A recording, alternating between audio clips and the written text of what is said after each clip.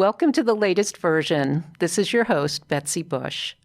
Some people who have desk jobs dream of the artistic career they didn't pursue. There are so many what ifs. But what about the person who pursues and succeeds in the dream and then decides it's time to take another path? Betsy Steward is a consultant with the Heller Fundraising Group in New York City. But long before she began her important work helping nonprofit organizations raise money, she was on the opera stage.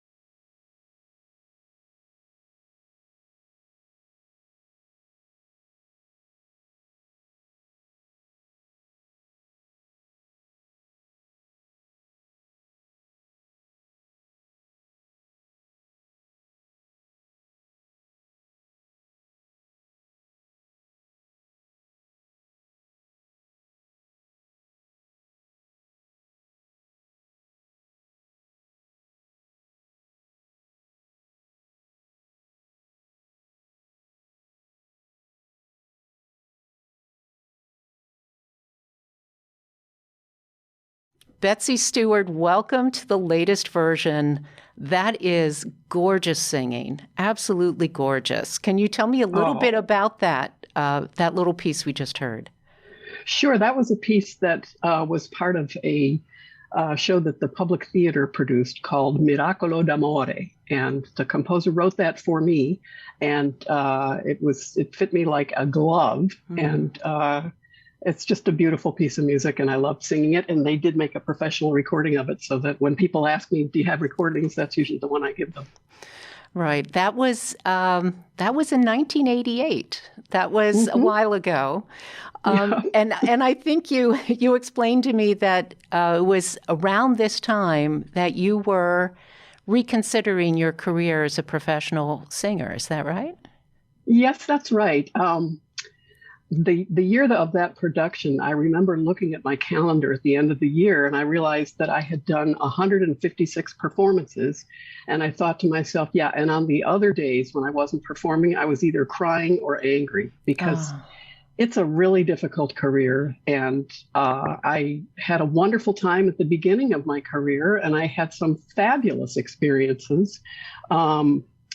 But by the time of that production, I was tired of it. I was tired of sacrificing so much for it. And I just thought, okay, this is enough. You know, it was hard for me to quit singing, and because I had geared my whole life to it. And I had a therapist who helped me through that transition. And I remember that she said to me, you know, you're in a midlife crisis. And I was like 36 at the time. And I thought, midlife crisis? What is she telling me? And she said, let me explain what a midlife crisis is. It's when you work and work and work to get to a goal, and then you get there and it's not what you thought it was going to be. And that's exactly what happened to me. The work of being a singer was not as rewarding and wonderful as I thought it would be. That's so interesting, because I think there are a lot of people who have that feeling of what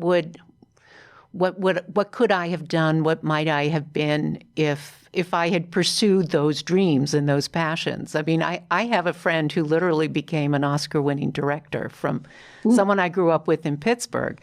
And his sister became a Tony-winning Broadway choreographer and director. And we were all in our little musical theater group together. And I have thought, gee, what if I had gone on? But I also know people who stuck it out for a number of years. And you think of all the wonderful, talented people who don't get anywhere. You know, it really is this balance of, stability and predictability in one's life, and pursuing the kinds of life that, maybe you can't do if you're always auditioning, always maybe traveling for work and that sort of thing? Well, one of the things I often say to people is that I really am so grateful that I got to be a singer for as long as I did. And that I'm so grateful that something else opened up when it was time for me to say, I don't want to do this anymore. I wouldn't change anything. I don't have to be the age I am now, smacking my forehead saying, what if I had pursued that? I did pursue it, and I did very well at it, and I had a great time, and I had wonderful experiences out of it. And then I wanted to do something out. It kind of makes me think of an interview I heard once with Margaret Mead, who was married, I think, 3 times, and at least 2 of those ended in divorce. I'm not sure about the third one, but someone said to her after one of the marriages ended, said, well, how do you feel about the fact that your marriage failed? And she said, she looked shocked, and she said, my marriage didn't fail. It was successful, and then it wasn't. And that's how I feel about my singing career, that it was successful, and then it wasn't. Meaning, I loved it for a long time, and then I didn't. And when you find yourself not loving something, it's time to really ask, is it appropriate for me to be making the sacrifices I need to make to do this? Wow. So after you made that hard decision, did you go into a period of mourning? I mean, when I gave up my broadcasting ambitions, it took me a long time to kind of set that aside. And I had a little bit of mourning, I think, when I did that. I don't know if I would call it mourning. I definitely struggled with it because I had geared my whole life towards this. And as I mentioned, I was in therapy. And I remember I had been in therapy probably 3 years when my therapist said to me, I think you came to me to help get you out of the singing career that you're in. If she had said that to me the first day, I would have turned around and walked out the door because I was not ready at that point. By working with her, she helped me realize this is actually not fulfilling to me. It was, but it's no longer, and it's time to move on to something else. But yeah, mourning, there certainly was a sadness, and there's kind of still is. Sometimes I think back to how fun it was to sing, and then I remember, but don't forget, there were hard parts of it too. Right. So when you decided to make your switch, what did you do? You went through a couple of iterations where you were, figuring things out. I did. Well, so this is in the late 80s that I decided that I should stop singing. And I guess my last official professional performance was probably more like 1992, because in the opera world, you do sign contracts that go forward in time, and I didn't renege on any of them. But I had supported myself when singing work wasn't coming through by being an office temp in the 80s. And because of that experience, I ended up learning all sorts of computer skills before most people had them. And I had been an office temp. My temp agency ended up realizing that I did know a lot about the computer and that I would be a good teacher. And they trained me to train other temps and to train business people about it. And so when I decided to move up to Westchester, I said to them, listen, I'm moving. Send me up to Westchester businesses. Don't send me in the city anymore. And they said, oh, we're not interested in any business outside of, I think they even said Manhattan. They didn't even say the city. They said Manhattan. So I came up to Westchester, and I think I wrote one letter, and I ended up with a hugely successful computer software training business for about maybe 12 years. It was very, very successful because people didn't know the computer. They were scared of it. And I just say, well, I happened to read about cut, copy, paste before anybody else did. So I knew that stuff. And for 10 or 12 years, that business was thriving. Absolutely. I had to hire people to help me because I was getting so much business. And then the Y2K problem happened. And I don't know if it's cause and effect. I don't know what happened, but the whole computer training industry changed in about the year 2000. Nobody wanted to do that anymore. Companies felt like they had invested enough. They didn't want to train anybody anymore. And now, of course, it's all changed to online training and all of that stuff. So I found myself at another crossroads, which was, okay, so this has dried up. What am I going to do now? And I ended up getting career counseling from someone at NYU. In those days, they offered career counseling to people who were not necessarily connected to the university at all, which I was not. And this person said to me, have you thought about fundraising? Because I think you would be good at that. And then she said, I don't want to push NYU on you, but NYU does offer a certificate in fundraising, which is perfect for someone like me. I already had a master's degree. I didn't need another one. I just needed to know, what do you need to know if you're going to be in fundraising? Right. And by this time, I was in my early 50s. And so that worked out really well for me. I don't think I would have gotten my first fundraising job if I didn't have that credential, because why would they just hire me? Right. So that really worked out. And I have just been so grateful for that whole journey, because I love fundraising. It's so rewarding. It's been particularly rewarding during the pandemic because nonprofits are struggling. And so I find myself on the phone kind of talking people off the cliff and really helping them figure out how you're going to do this. And I love it. I really do. Yeah, we've met through different nonprofit organization, ties in Westchester. And it's a world I was in also. And I think when people hear fundraising, they're not quite sure what you mean, except that it's kind of the pool we're all swimming in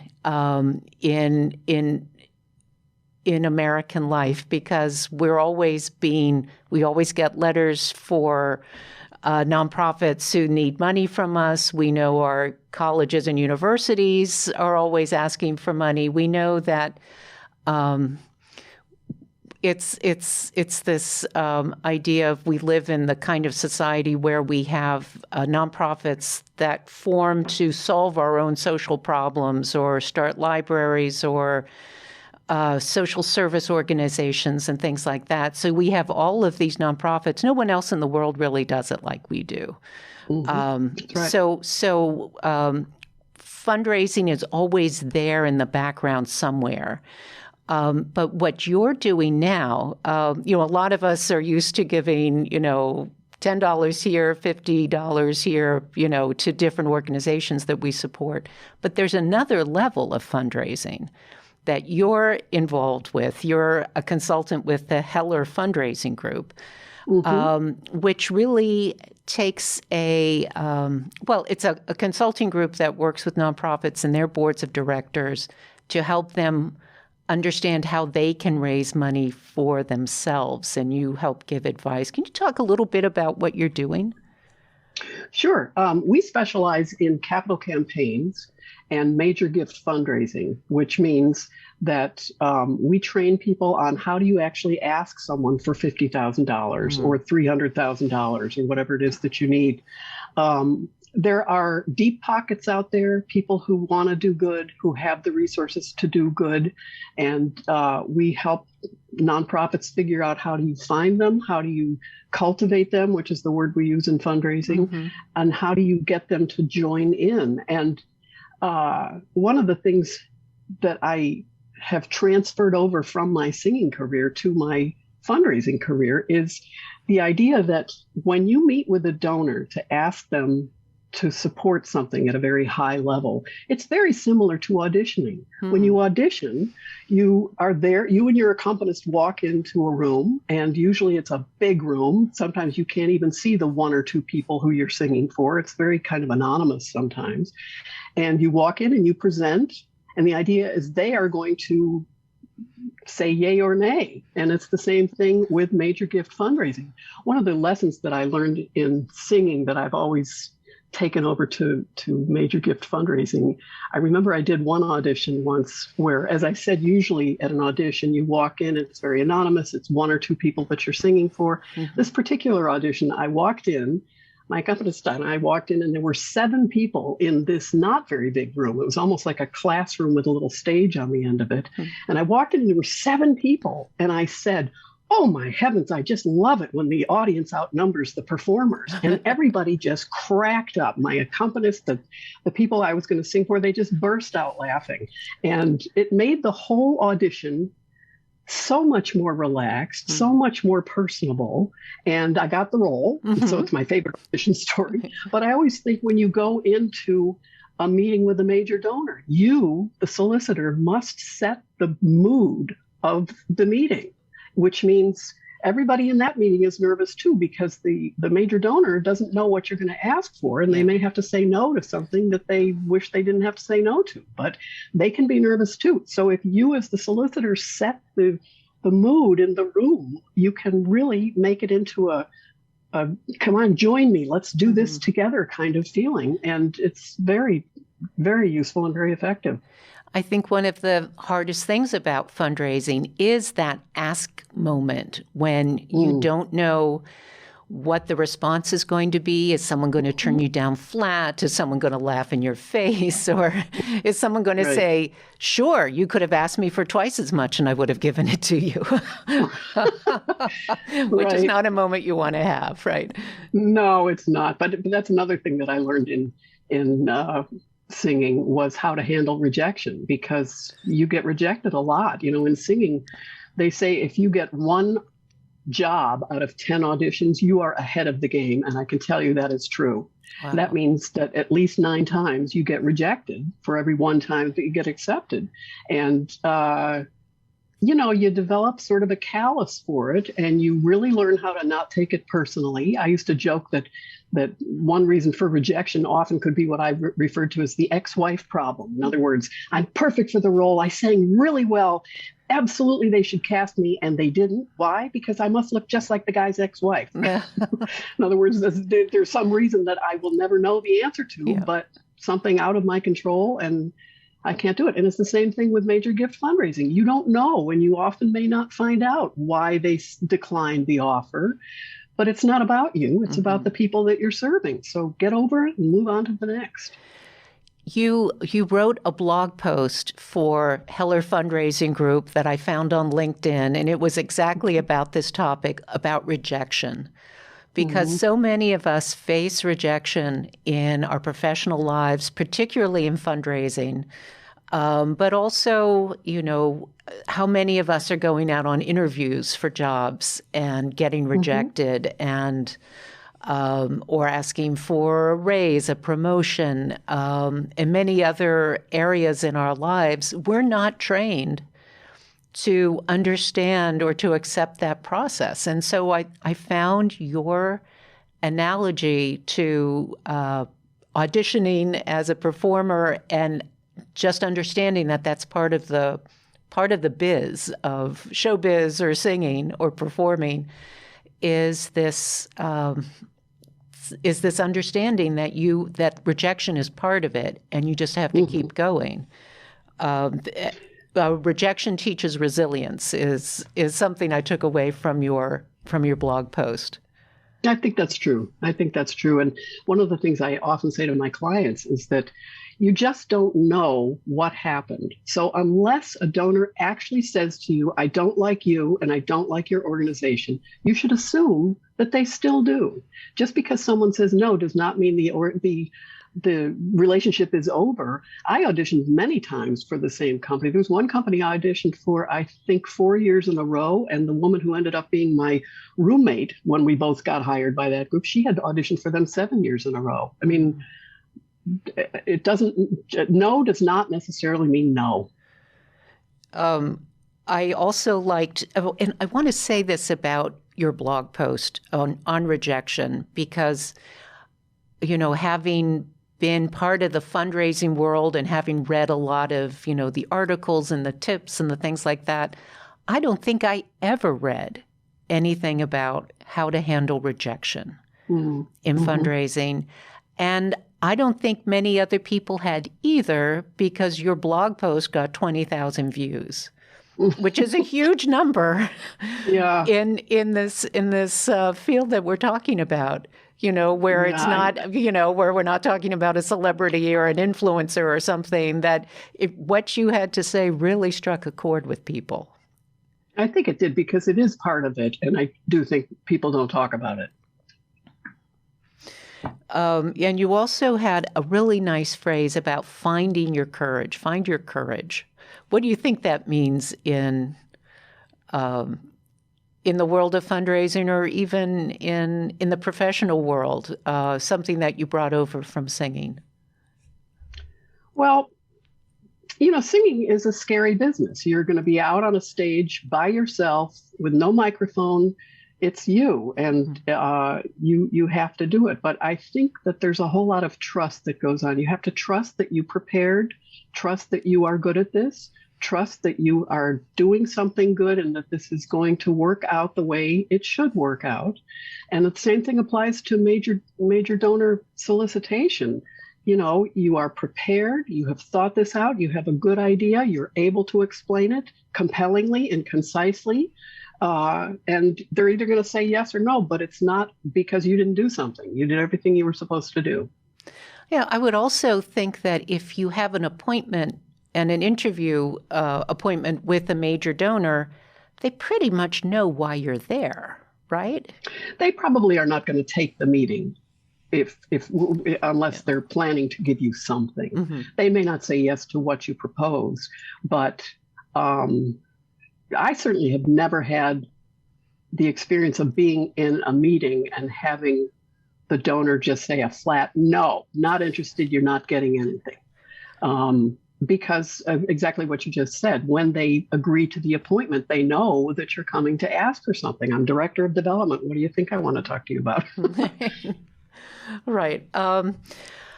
The other blog post you wrote on your transference of skills from the opera career was more about preparation. And I think, obviously, when you're a singer, you're practicing every day. You work with a coach, I would think, or a teacher, and so preparation is, you wouldn't step out on that stage unless you really felt like you were absolutely ready to do it. If you had any chance of being professional. Absolutely. Right? I remember when I decided to quit singing, I remember my husband said to me, well, I don't know what you're going to do next, but whatever you're going to do, it's going to be easier than what you've been doing. Because in opera singing, you have to be completely memorized in a language that is not your native language, that you have to make sure that you're in tune with everybody else. It's just so many balls in the air that it's really hard.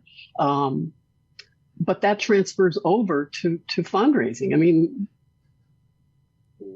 asking a major donor for money does not seem as scary as standing on a stage with 5,000 people in the audience. It's just not as scary. So a little perspective goes a long way, I guess I would say. What could be scarier than that, Yeah. I remember watching The Best Years of Our Lives, that movie about the returning soldiers coming back from World War II, not quite sure what life would have in store for them. And it really was made prior to the post-war economic boom. And you think about these guys, it's like, what could be scarier than being in war? Yeah. Really? Yeah, nobody's shooting at me, so I guess this is okay. Right. Building, the industries that fueled the post-war, economic boom. That must have been easy compared to getting shot at or, flying bomber planes over,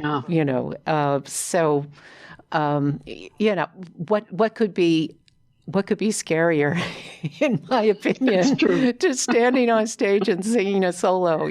I sing in my church choir, but the idea of singing solo just terrifies me. So yeah. You earn my admiration for that. You told me an interesting thing about what your voice teacher in college told you about your abilities. Do you recall what he said? Yes, I think I told you the story about at the end of my college career, I was about to go on to my next steps, and my voice teacher said to me, you have everything that you need for a big career. You have the voice, you have the brain, you have the ear, you have the heart, you have it all, except for one thing. And I said, what's that? And he said, you don't have the ego for it. And at the time, I really didn't understand what he meant. I thought, what? Because I don't brag about myself enough? What? I don't know what you're talking about. And now at this age, I look back after the experiences I've had, and I do know what he meant, that there is a type of ego that Luciano Pavarotti has that I don't really have. And so sometimes when I think about my whole career, I feel like, yeah, I don't think it was really the right fit for me, even though I was really good at it. You know, you can be good at something and yet it's not the right fit for you. And I think he was right about that, but I couldn't just take his word for it. I had to explore on my own and figure things out. But yeah, he did say that.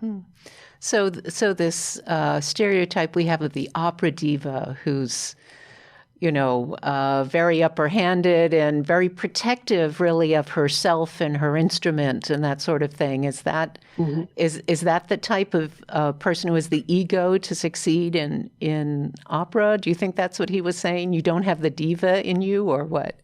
I do think that's what he meant. I have plenty of ego. I don't mean that I don't have any ego, because I do. But there is a type of strong ego that allows, you know, there's a famous story about Maria Callas walking off the set because they were going to do something that would not work for her. And she was right to walk off the set because it's her voice and she's totally exposed. But she was so criticized for that. And I think he knew that would have been difficult for me. If I had been slammed for doing that would have been hard for me. You know, at the end of every program, I ask my guests, what are 3 pieces of advice that you'd have to offer my listener on whatever that my listener's journey might be? Can you share some advice for my folks? Well, yeah, I think that, first of all, just because you're really good at something and you find it really rewarding doesn't mean you can't be really good at something else and find it just as rewarding. I certainly love fundraising. Not exactly the same way I love singing, but I love them both. And you can be good at multiple things. You can enjoy multiple things. And I think that's important to know. You don't have to limit yourself to just one thing. The second thing I think is that you really do need to face the music if you're not happy. Admit that it didn't really work and move on to the next thing. There's nothing wrong with saying, this seemed like a good idea and it was a good idea for a while, and now it's not. Now I'm not actually happy. And I think it's very important to check in and do that with yourself. And the last thing is that whatever you do, jump in with both feet. Don't give it just half your energy. Really do it. I would say the thing about all 3 of my careers that I think most people who know me would probably agree with is that in all 3 of them, I worked really, really hard. I really made sure I got all the I's dotted and all the T's crossed. And it's just critically important to be very dedicated and focused on whatever it is that you're trying to do. You can't succeed if you just phone it in all the time. So I think that's really important. That's great. You know, and I have to ask, do you do any singing at all? Are you involved in a choral group or a choir of some sort? Or maybe you sing in the shower? I don't know. No, I don't really. I don't really feel the desire to. You know, I was on the phone a couple of weeks ago with a dear friend of mine who was my accompanist for many years when we were playing together, or when I was still singing. And he is a concert pianist who is still working. And I said to him, you know, I find I don't even listen to music anymore. He said, oh, I never listen to music anymore. And I don't know what that is, because he still plays. But I feel like I did that. It's not that interesting to me to do anymore. And the singing, one of the things that singers have to face that instrumentalists do not face is the deterioration of your instrument. Because I'm older now, and guess what? Your vocal cords are a body part like any other body part, and they don't act the same, you know, when you're the age that I am as they did when you were 20. And so some of the notes that I used to be able to hit woken up out of a dead sleep in the middle of the night, I have no chance of singing those notes. So it's not actually that rewarding to sing for me anymore. Yeah, I don't know if you saw Krista Ludwig, the great opera soprano. Excuse me, the great opera soprano passed away just very recently, and I was reading her obituary, and she, I think, stopped singing maybe 20 or 30 years ago, and she described the voice, the voice of the opera singer, as like an egg yolk. Like once it's broken, it can't be repaired. It's that precious and that fragile, which I think a lot of people don't understand. Yeah, it is a fragile instrument. It's kind of like if you could imagine your eyelids. That's about the size they are in your throat, and they're very delicate. And I mean, one of the reasons that I remember not wanting to sing much anymore was, I got to be around 40 and I had my son. And if you're an opera singer, you can't go to a soccer game and scream for your kid. You just can't do that. Yeah. You can't go to parties. You can't go to, you have to be so, the whole family has to be so aware of the health of the vocal cords that it's just kind of exhausting. Well, this has been an incredible conversation, and I really appreciate your sharing your experiences with us. I don't think I've ever had this kind of conversation with someone who has been a singer on the level that you were, and to really have a heart-to-heart on the evolution that you go through as a singer. And some of us are, kind of ready, like all humans, we're ready to move on to the next thing.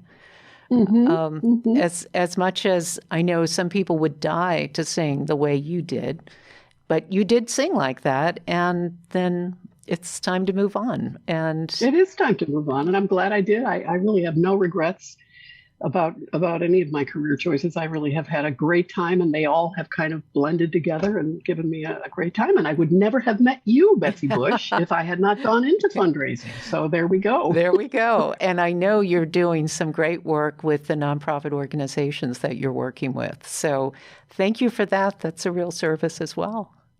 Oh, well, you're welcome. And thank you so much for inviting me on this. I think this is a great thing that you're doing. People should have new versions of themselves. I think it's a very healthy thing to do. And I love the idea of exploring it with you. Great. Thanks so much, Betsy Steward. Thanks a lot, Betsy Bush. Okay. Bye.